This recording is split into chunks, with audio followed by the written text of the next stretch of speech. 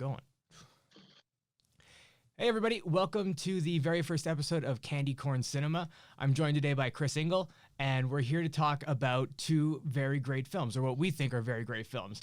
Basically, the idea here is we're going to take a nice double header, and we're going to take one kind of legendary film or one kind of classic film, and we're going to put it up against something that people don't really are underrated, or what the idea is on Rotten Tomatoes. We're going to take a fresh movie and a rotten movie, basically. And this one, we're kind of bending the rules for the first episode because we think it fits really, really well. We're going to do Raiders of the Lost Ark meets The Mummy. Chris, what do you think about this pairing right off the bat? As long as it's the Brendan Fraser mummy and not the Tom Cruise mummy, I think we're okay. Yes, sir. Yeah. No, they're really good pairing to each other. Both are really great action films to play with. They have really strong male leads. And it's just a good time no matter which way you're gonna go. Mm-hmm. What are some of your favorite things about Raiders? Because I mean that's the classic one, and like that's the one we're all gonna be basing pretty much all these action movies that we see off of is Raiders of the Lost Ark. So what are your favorite things about Raiders?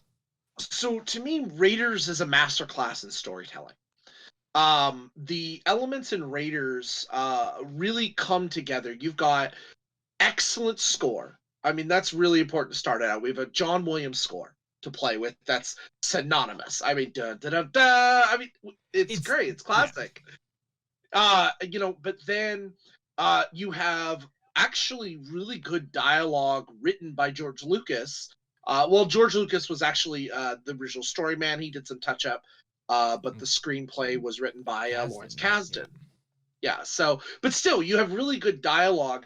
And what really brings it together is the fact that it's not so heavy on the visuals, even though there are some really good visual effects in this.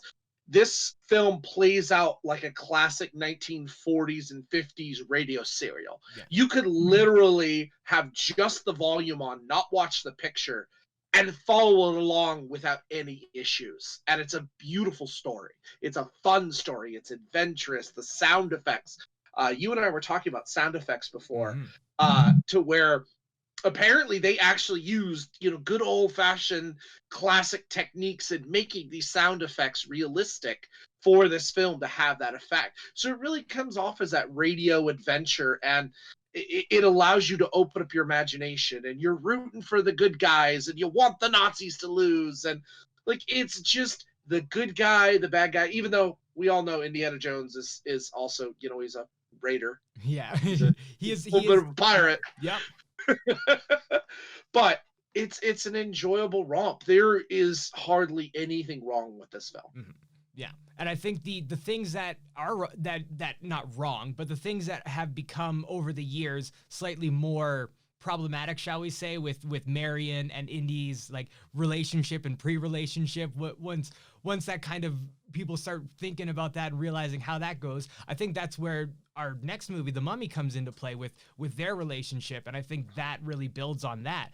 But I think Raiders, like you were saying, with the radio drama feel to it, like the effects that they decided they were going to record for the movie instead of just using stock sound effects and do that. And when I was watching it again, I think that, like, yes, while it has this radio play feel, every single frame in this movie is just littered with information and depth and constant levels, and Spielberg's ability to move the camera with the scene and move throughout a scene without feeling like he's like really weighing you down with too much extra camera movement and too much like flourish to his film. It just really feels really it fits so well in the movie, and it's hard to like not gush about Raiders. Like, what else are you gonna say other than gushing about Raiders? Yeah, everything flows one right into the other. I was thinking of the airplane scene in Egypt as they escaped the Well of Souls, and how one event literally leads to another, but between really good editing and panning camera shots. I absolutely love at times when Karen Allen is in the airplane and you see her moving along. You've got the camera shot panning along with it. it's like you're with her, getting her eyesight, and you're seeing where things are going to go, and you start to see a chain of events happening as they occur, like you're one of them. Yeah. I mean, that's a really good job to where we're not just the audience. We at that point become a participant in it, and that is a sign of a really good movie when you can feel like you're a part of the action. You can get to be a part of Indy's quest. That's amazing. It is, and just the fact that like we have to, if we're going to talk about Indiana Jones, you got to talk about Indiana Jones. You got to talk about Harrison Ford. Just the fact that Harrison came out of Star Wars, out of building sets for Star Wars into one of the biggest roles, into the next biggest role in the entire world, and just has this air of just of a smart professor guy who also like is just going to get the job done when he wants to when he has to, and he's just going to do it. And it's just, he plays it so well. And it's interesting to see now, especially with the new movie coming up, that they're going to do another Indiana Jones, that what kind of Harrison we're going to get back in that too. He's got this Superman kind of feel in the first movie, in that we have Indiana Jones, the blue collar with the fedora and the leather whip and the leather jacket, and that's the gung-ho kick-ass hero you're used to. But then you have the white collar Dr. Jones, who is the professor, the intellectual, and you get this dynamic in the film, and I know we're talking Raiders, but you really get to see that a lot too in Last Crusade. Yes. They really kind of touch on that heavier, even a little bit into Crystal Skull, not as much, but it is movie? there. What's that movie? I've never heard of that movie in my entire life. Hey, I paid money to see it, unfortunately. I paid money to see it, and I bought it on Blu-ray, so yeah. I can't be blamed. But he hits that dual mark as a hero. He has multiple roles. It's the same character, but his job, his hats change in the film, and it's great. It's so much fun because we have a hero that's also an intellectual. He is not just this gun-toting, smash him up hero. He uses his brain, which when we compare it to the Mummy and Brendan Fraser, brains is not exactly Brendan Fraser character material. But see, I think what they did was they basically split Indy for the Mummy, right? They because oh man, now I feel dumb. Karen Allen, yeah, she didn't have the spirit that Rachel Weisz's Evie has in, or she has a spirit, but she's not given the impetus and like the anything to do really in the movie. She is played more as a damsel, even though she's given the personality as not a damsel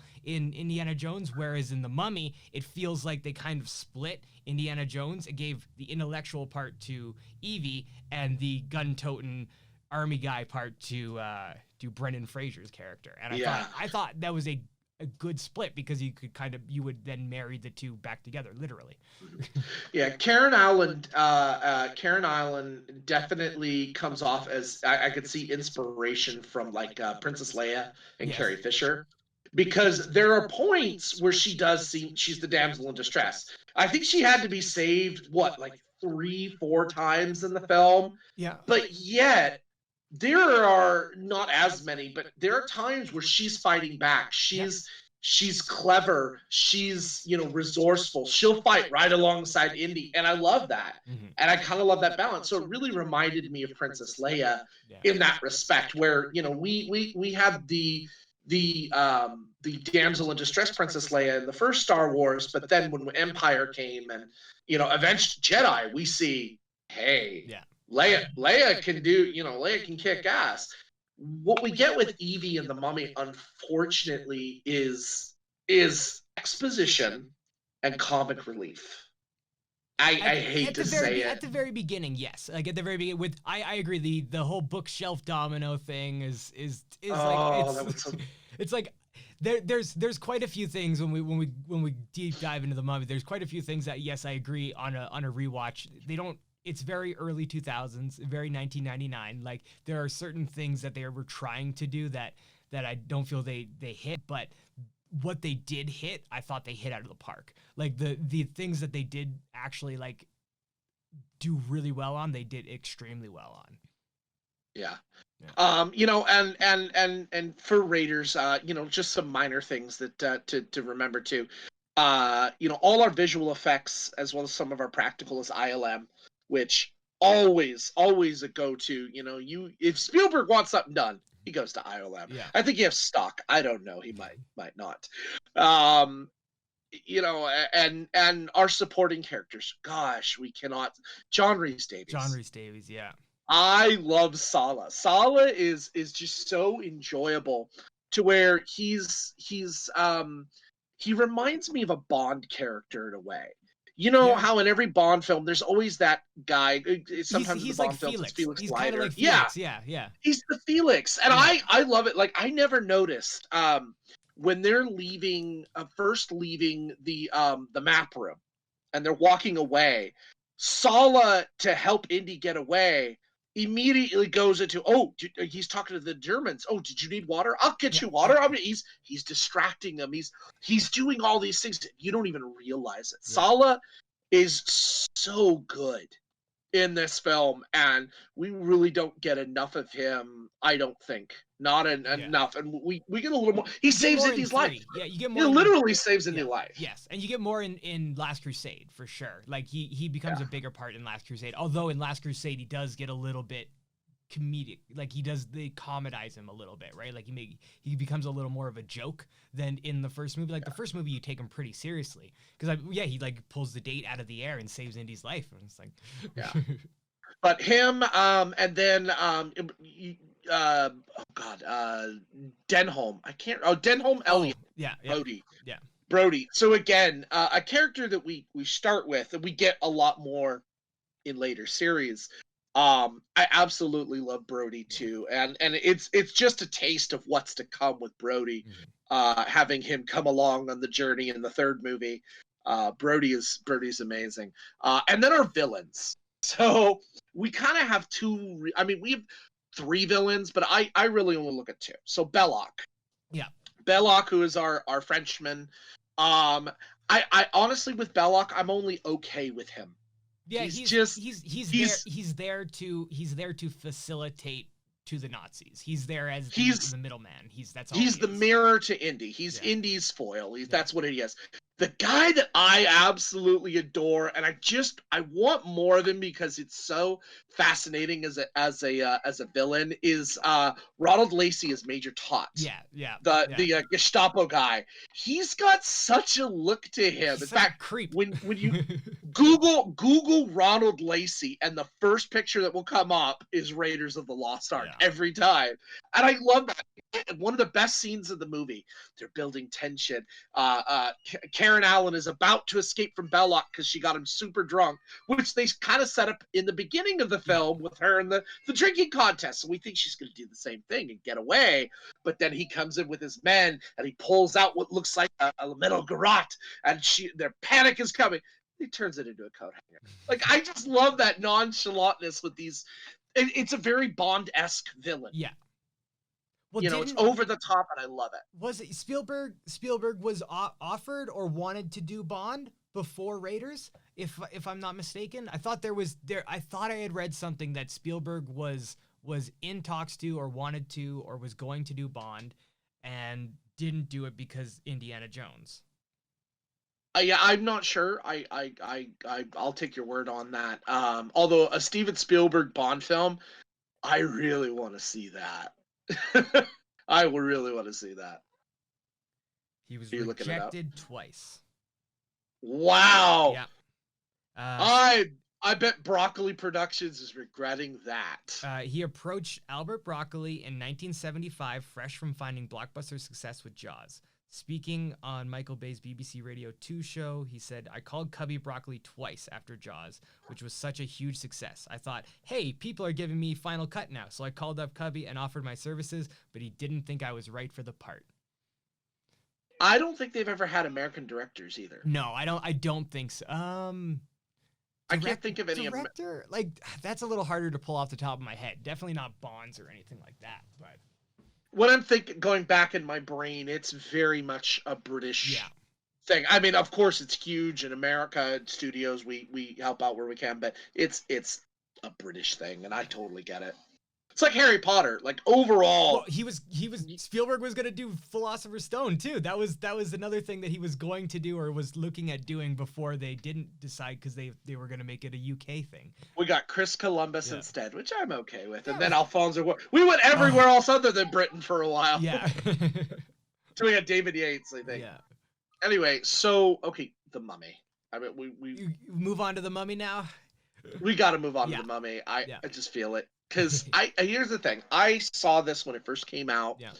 and I loved it. It is a B movie action film. The difference with this movie is while Raiders was really going along that radio serial pure adventure feel, this is obviously based on the original Universal property, which is a horror film. Yeah.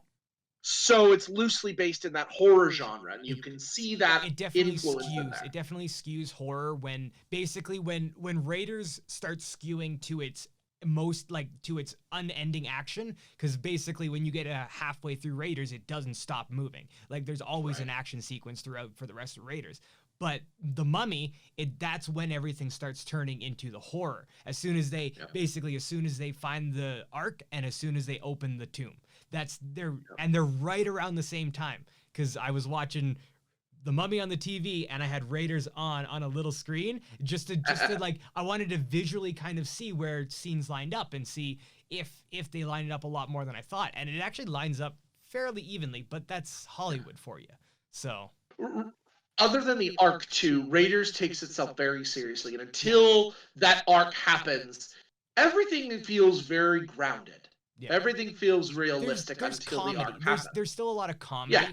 But Yeah. definitely not to the extent that the Mummy has. The Mummy, I think, to its detriment, has a little too much comedy at parts.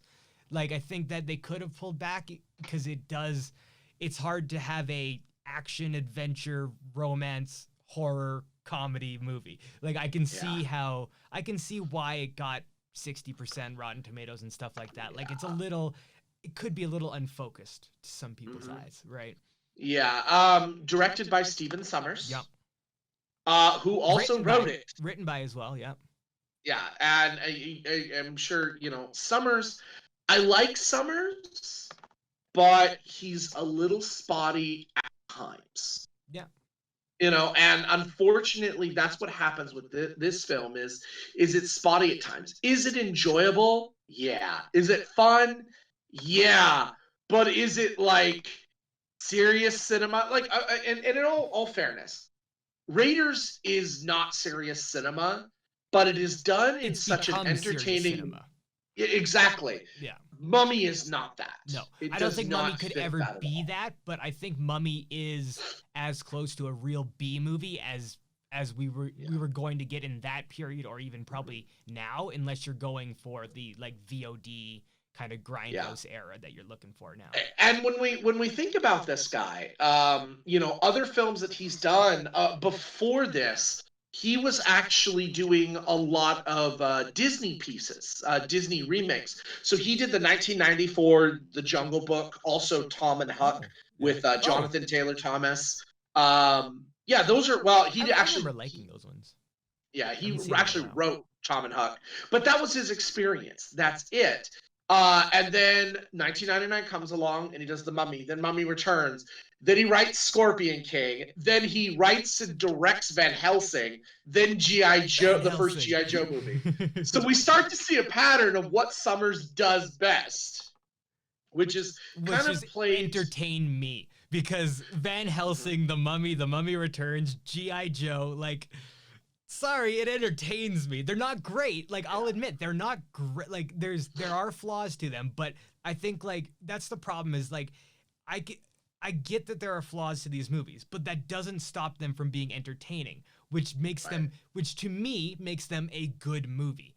Like, whether or not you have a flaw or a lot of flaws, if you're entertaining and you have entertained me throughout the movie and I feel I have gotten my worth of my value for buying this movie or watching this movie, then it's like, to me, the flaws really don't stick out as much. Yeah. I mean, and there are advantages to this as well. Summers got Jerry Goldsmith, and Jerry Goldsmith to do the music is amazing.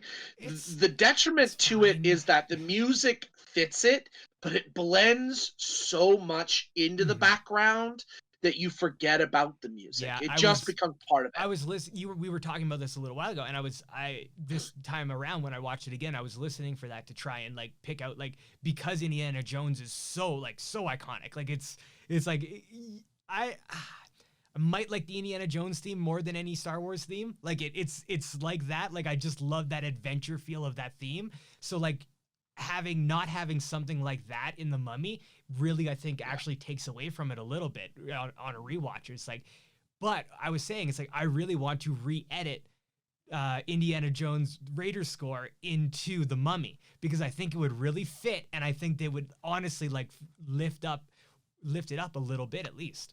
Like, Yes. Oh, absolutely. mm-hmm. Now we've touched on our leading man, Brendan Yeah, Fraser. But I honestly he is stuck. At best, he's stuck. Now he does what you need him to do. He's a pretty boy. He's got muscles, and he does have muscles, unfortunately, more than I do. He's got muscles, but he's the leading man exactly as you would expect him to yeah, be. There are no frills. See, Indiana Jones, he has that complexity. He has those dual roles I talked about. And as we go through the films, more complexity is built out. Now, Brendan Fraser had 3 films. And no, we're not critiquing those other 2 at first, but he had the same character for three times. There really doesn't get to be any development by him at all, and we don't see that potential at all in this film. yeah. He's gun-toting. He was a soldier, little bit of a womanizer, little A bit. little bit. I mean, Not majorly, less but than Indy. I would say less than Indy. I think oh yes, like way less than Indy. the only questionable thing he does is kiss Evie while he's in jail, right? Like that's But the to be only fair, thing. he was going to be hanged, so I don't blame him. Exactly, right? Oh, I wouldn't kiss Rachel Weisz because I'd be afraid that Daniel Craig's going to come and kick my ass. So Yeah, you don't need James yeah, Bond on no. your ass. No. No, you don't piss off James Bond. I've seen him. He's got even more muscles than Harrison Ford did. Yeah. No. But no, he just comes off as stock. He does the job. Mm-hmm. He does what he needs to do. And at times he flashes those pearly whites and those blue eyes that he has, and he's charming and all right, fine. He does the good job. Rachel Weisz, in the beginning, she's very exposition-y. Yes. Very exposition-y. But then she quickly turns into help me save me a lot. I feel that she's while she does get I didn't really feel like a damsel in distress. Like she does get taken at the end with like kind of like Marion gets taken at the end and Indy has to come save her at the end. But she is the one who chooses that because she knows that that's the only way to kill him. Like she is the smart one in the group. She is the scholar to Brendan Fraser's action hero, That's true. right? Well, when they get back, okay, so they get back to Cairo, right? Mhm. And Imhotep has already shown up once to come capture her, and fails due to a cat. A Yeah. cat. They're the guardians of the underworld. I know, but it's still stupid. I like. I love it. And they do it twice. I love it. I checked out the Nostalgia Critic on this. Yeah. They redo the same scene twice in that film, basically. Well, okay, like no, because he comes for her. It's the same thing. Yes, but it's different because Brendan Fraser like they find out that cats scare him, and then they actually use a cat to scare him. They don't do it more than twice. They don't do it more than twice. That's true. If they did it another time, then it's like okay, like we get it, cats scare him. But like they learned from what they saw, they used it once, and then that was it. Like it was I didn't think it was that bad of a payoff. I thought it was a funny joke. 50 in the first place, But and then easy. but no, Rachel Weisz to me again, she performs her roles, but I'm not. Now she's a little bit different. While Brendan Fraser stays stagnant, when she goes into that second movie and we get more character backstory to how she plays into everything, and she kicks ass. Yeah. All of a sudden, now I'm going, damn. but I can't count that Yeah. in with this. With this Just movie, yeah. this film, there's not quite enough of her to make me think that she's anything but this exposition wielding damsel in distress. Fair. It just doesn't work. Fair. And she still fits. Yeah. Now our villain. Arnold Vosloo Mhm. as Imhotep. I was reading up on him that he wanted to treat it like Romeo and Juliet. And like and rewatching it is like, yeah, they're not like technically they're not the bad guys to begin with. They're made into the bad guys. Like they're star-crossed lovers that are made into evil monsters that then have to be fought against. Like they're not exactly they weren't exactly bad people. Well, you got to think too in Universal monster movies, it was that way oftentimes. Yeah. Frankenstein and the Creature from the Black Lagoon. Yeah. Bram Stoker's Dracula, not truly universal, but still, this idea of it wasn't his fault. His lost his girl. He went to war and everything.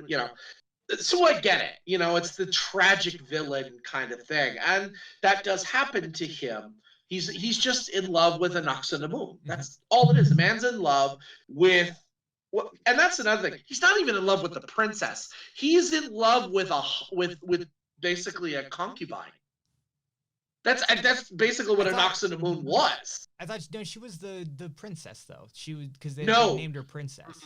The princess is Nefertiti, which is what we discover in the second movie. Oh, that's right. Yeah, that's right. Yeah. She's basically the I don't want to say harlot, but that's kind of she's the that's the the original term, I think. Yeah. She's the concubine to Ramesses the First, and no one else can touch her. But of course, Imhotep is in love with her, and all of that, and then he causes the death of Ramesses, and all this goes through. And what's amazing to me is that she commits suicide. Ramesses escapes. They don't go after him.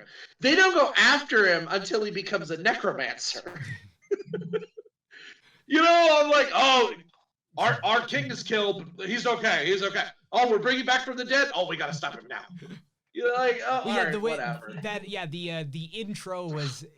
I get why they had to do it, but it felt like a lot of exposition. Like it felt like they could have like Star Wars crawled it maybe. Like right, like they could have given us like a very quick like flip through a book and tell us really quick instead of giving us this kind of 10-minute kind of opening sequence, right? Because like especially when you compare it to the Raiders opening sequence, right? Like it just like if you start in the desert, it's closer comparison to the Raiders opening sequence than it is if you start with 3,000 years ago when you're making. Yeah, I thought, and actually we'll get to visual effects here in a second with this film, but I thought we were looking at the Prince of Egypt for a second. Oh yes, when it's kind of like that's okay. This I'll touch on VFX while I finish them.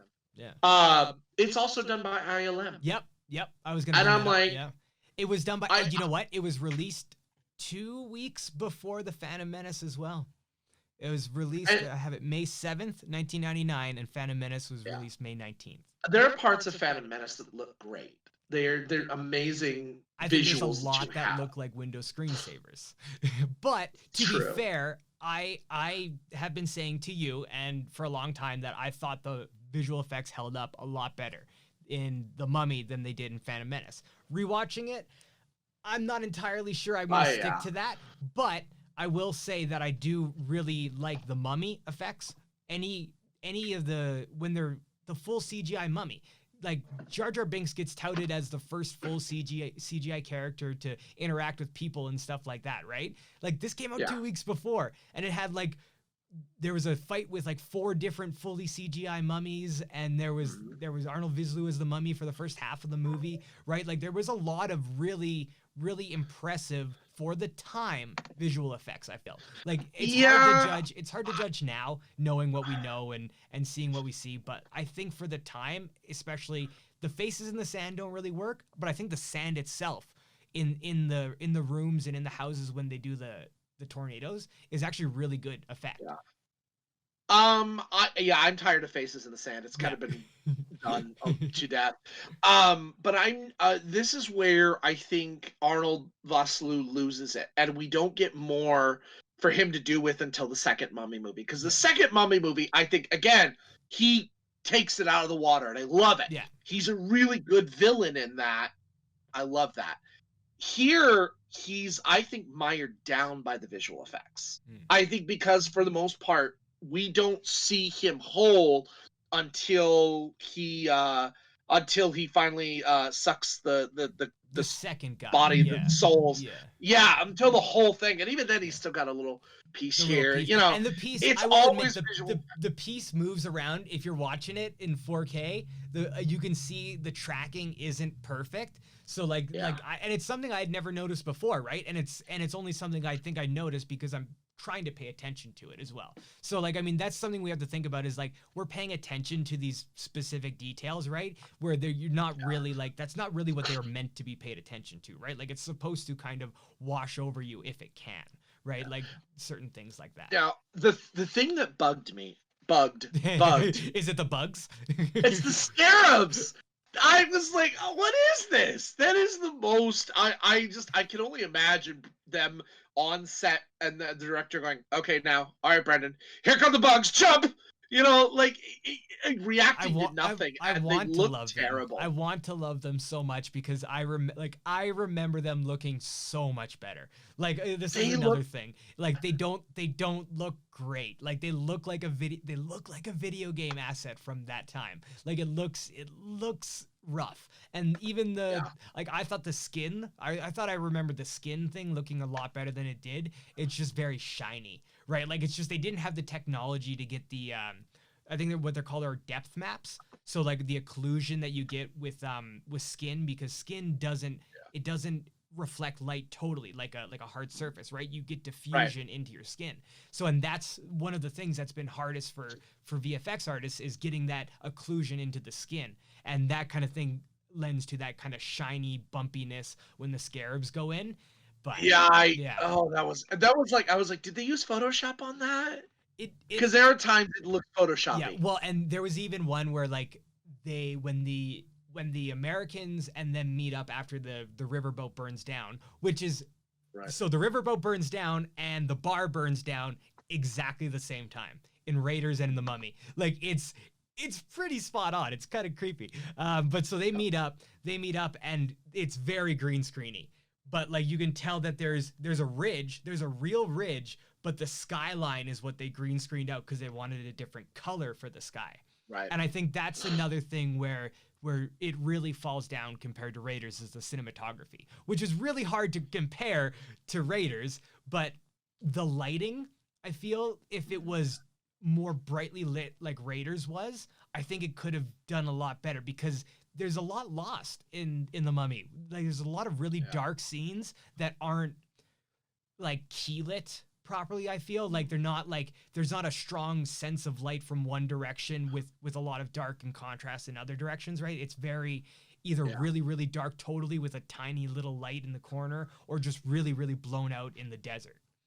Yeah, but unfortunately for me, I think that works against, like I said, Vosloo. Yeah. And in the second one, he's treated way better. Yeah. He really is. I think he's given more to do, better dialogue, a little more emotion. I like that more. I just wish they didn't have the kid in the second one. That's all.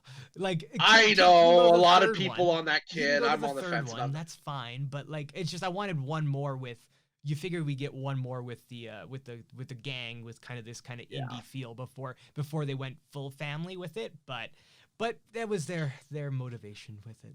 Yeah, and our supporting characters, I like our supporting characters. John Hannah as Jonathan, he's supposed to be, I call him Mr. MacGuffin because think about this, in both films, the first and second one, he's the guy with the MacGuffin, the thing that's either going to screw him or save the day.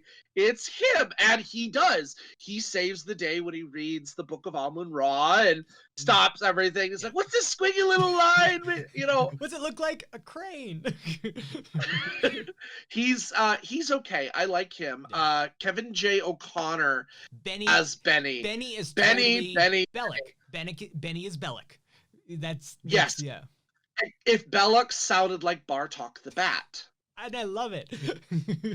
I can't. There are times it He's a irritates, and then rat. the whole He's such a rat, and that's Bellic is not, and I agree. Bellic is a equal to Indy, right? Whereas it seems like from what I was able to determine from it is Benny was under Rick in the French Foreign Legion, right? Like he was probably his lesser in the French Foreign Legion, ranked under him, and he probably bossed him around a bit. So like anytime Benny could try to get one out from under Rick, that he totally would. So like this kind of like squirrely kind of adversary trying to like screw Rick all the time. I thought it worked. I thought he worked well, and I thought he was a little silly at times for sure, but I think that was the tone of it, the whole movie, right? Like, unfortunately. And he gets a couple of good lines, and like, it's better to be on the right hand of the devil when the end of the world is coming. Like, you know what?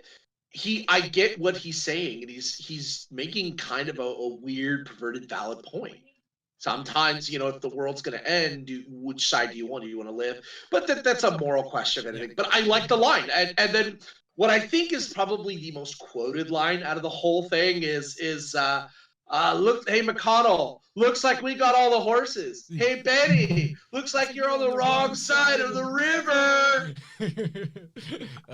Great. And then, like, I just love Benny, like, going, like, he's got, like, 20 different, like, religious symbols. And he's like, praise the Lord. Oh, shit. And I really like that it was the Hebrew, like, it was the Star of David and the language of the slaves. It's like, oh, this guy could be useful to me. He might be my slave now, right? Like I thought it was a well-crafted joke into Benny working with him, right? Like a good way to get Benny to work with him.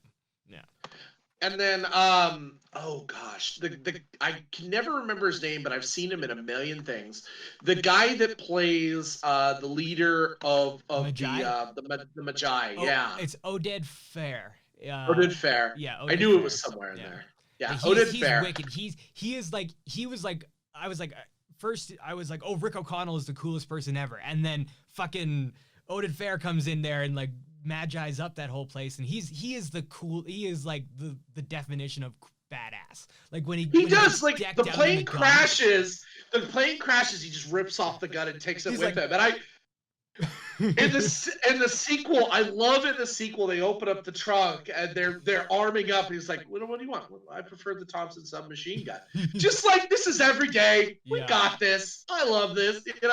He's so much fun in this. When he gets out of that kind of mystic kind of protector, when he kind of comes into the modern world, it's so much fun. Yeah, and I love that they're basic. They are the Order of the Crescent Moon, basically, right? Like they are that basically pulled over into this and just kind of tweaked a bit. And you can feel the influence still, and it's great. Yeah. But in an overall feel, when you, like you and I did, when you watch these back to back, yes, and that's the theme of this. We like both. Yes. But it's very clear that Raiders overall is the better product. Yes. It is the better lasting product and that's interesting to me because Raiders is going on 40 years old next year. 40 years old. Next year is 40? Wow. I believe 81, right? Yeah. Yeah. Oh, yeah. So 40 years. The Mummy is barely over 20. It's just old enough to drink. And I gotta admit, there were points where I wanted to drink watching this film. Fair. Yeah. It's fun. It's enjoyable. I don't think it's aged as well as Raiders have. Definitely not. I would agree with that. But do you think that it deserves such a low Rotten Tomato score? Do you think that people are overlooking it more? That's maybe a better question. Do you think that I'll put it this way.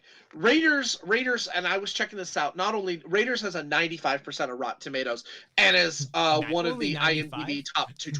Yeah, 95%. What are the 5% that don't like it? Who the fuck doesn't like Raiders? Exactly. Broccoli, by the way. Apparently, Alberto Broccoli. It's not James Bond. Anyway, 95%. Now that's amazing. That's I just finished college. That's an A. That's a solid A A, and plus, I'm isn't it? happy. Yeah. The Mummy, sits back at 60%. Now it's not terrible. That's a D minus. I, I would That's say it's a solid B though. I would put it as a solid B, like like figuratively and literally grade yeah. wise and 1930s movie wise. It is a solid B movie. And that's the thing. You enjoy it. It's Yeah. fun. It Yeah. is, and that's what the Mummy is. It's fun. It's not a cinematic masterpiece. It probably isn't even something that you're gonna watch over and over and over and over and over again. Unlike Raiders, I could Yeah. watch Raiders many Yeah. times and be very happy. But at the end of the day, I think giving it a B rating is appropriate since it comes off very much as a B movie. Yeah. Yeah. It is what it is, and as to why people don't give it as much love, I think because of the age. I think more. I think the legacy did it too.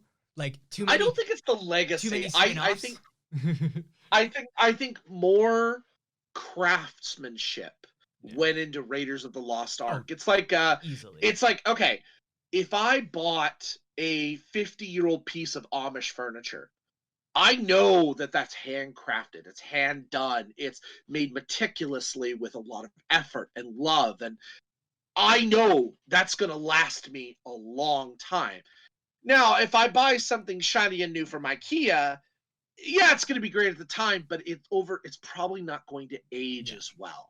And I think that's what happened with the Mummy is visual effects become so prevalent that there's this need that young directors have to throw Yeah. everything in there, and Mummy does lend itself to that visual effects, and there were some good things to it. I mean, you're right, the Mummy himself was interesting. It doesn't age well now, but at the time, absolutely, it's pretty darn good.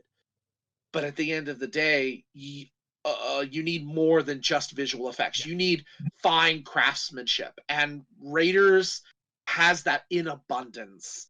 The Yeah. Mummy, And it's not interesting so because I was much. reading an article where Summers was talking about how they were they couldn't do certain shots with VFX because at the time ILM was like, no, these shots need to be locked down.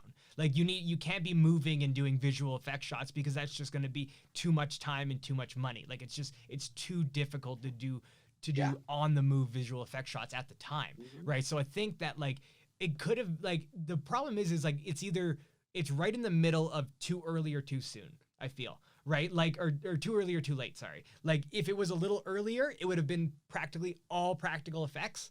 And I think that might have held up a little bit better, or there would have been better visual effects, and that might have held up a little bit better. I think maybe. Yeah. Like it's just right in that kind of gray area where everybody was starting to throw them in, kind of without in places where they probably could have used practical effects. Yeah. See Phantom Menace, right? Mm-hmm. But Phantom Menace, Yeah. like I mean, that's although Phantom Menace did have the most models of any Star Wars movie, so that's you can't really blame him for that. So Thank the Gungans for yeah, that one. but Although I gotta go see, ahead. for me with Phantom Menace, Yeah. one of my favorite shots is actually the any shot where we're coming into Naboo, especially the capital city of Naboo, Yes, Thebes. but I think Uh, those are those practicals, shots are right? beautiful. I'm pretty sure those are Not practical. not The yes and actual no. cities, right? The actual cities themselves. I thought that I've seen those built. So yes and no. It's part matte painting, part Okay. filling in. It's But it's see, it's really a lot of pieces of everything. that's what makes it great though, because it's really hard to tell if you can mix those in together really well. It's really hard to tell with that kind of stuff. Like, But it was the last time that they heavily did that, or that they did that Matt, yeah, detail. yeah, Um, and unfortunately, that's kind of the world we live in with film now. yeah, Is oftentimes it's substance over, you know. So, I'm curious what your final thoughts overall. You've asked me. What's your yeah. final thoughts on the two of these back to back? Back to back, I think yes, very clearly that Raiders is a classic. It is probably my third favorite movie of all time. Like it's either if one of the Star Wars bumps it off or Raiders or whatever, right? Like it's they're really close up there, whatever on a certain day. But I think that The Mummy does have a lot to offer for a it had a lot to offer for a early 90s when I was a kid growing up, and I'd seen all the Indiana Jones movies, and I never thought there was going to be another Indiana Jones movie, and this movie comes out. It filled that void, I thought, very well. And I thought that it gave, looking back on it now, I thought it gave kind of the Marion character a new life as a part of the story in Evie. Like, I thought that Evie had more to do in the story than Marion did, but I think that both characters are amazing, and one definitely informed the other. And I think that there are a couple other movies that we were talking about earlier that actually kind of fit this Raiders theme. You were talking about Pirates of the Caribbean: Dead Man's Chest. I was just talking about that like a little bit, because there's a very interesting comparison because of the score. You said that the score is really what sticks out to you in that. So being an arts major, I'm huge into music and performance. I really love when a film score can just suck you in and it becomes a part of it. Like John Williams, I'm a sucker for John Williams every time. One. You can't. What makes, to me, this is my opinion, the original Superman movie, what makes it so timeless, I don't think are the visual effects. Granted, it was the first one to make a man fly like that, believably. I get it, but it's that score. Especially that opening theme. When you're listening, da da da da da, it practically da da da, when it goes da da da, it's practically telling you Superman, but it brings you along for that journey. And John Williams is a master at this. John Williams does it really well. Danny Elfman, I think, also does a really good job at this. Goldsmith has some beautiful scores. I mean, he's scored some Star Trek films that I'm absolutely in love with. But beyond the next, what I call it, the Next Generation theme. It's not. It was originally a motion picture. But beyond that, you won't remember it. It doesn't draw you in. So with Pirates of the Caribbean, part of what I love about this is it takes Raiders of the Lost Ark, to me, and brings it up to a next level. You've got so much action going on and these very Rube Goldberg-esque situations that occur that I see a lot in different Raiders films. Because I was talking about the plane scene in Cairo. That is actually, if you think about it, one giant Rube Goldberg kind of set.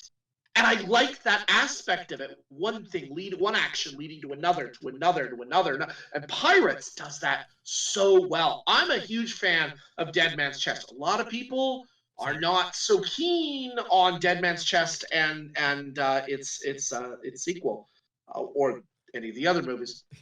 I'm a fan of the first three. The first three I'm a big fan of. I love the first three. Hate the fourth one. Fifth one I tolerate. Yeah, I think that's about the same. Again, paid money, all three or all five. I've seen them all in theaters. I don't think I paid to see 4 or 5 in theaters, but I have them on Blu-ray. So yeah, we went and saw 4 at the drive-in theater. We have a drive-in theater. Oh, that's cool. That's lucky. Yeah, it's classic. But no, it really fits. And then when you think about it, you have Jack Sparrow, who is not the Indiana Jones type. If anything, your Indiana Jones type is much more Will. Will is much more that combination between that blue and white color. Honestly, it might even be Elizabeth. Like she if they would have given her more to do, but Keira Knightley in that, she's a badass in those movies. Like in the movies that she's given the chance to be, she's a badass in those. And but I feel they if it wasn't for Karen Allen,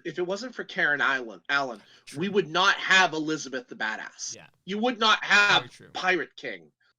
Pirate King Elizabeth Swann. Yeah. You don't get any of that without Karen Allen. And I argue even before that without Carrie Fisher.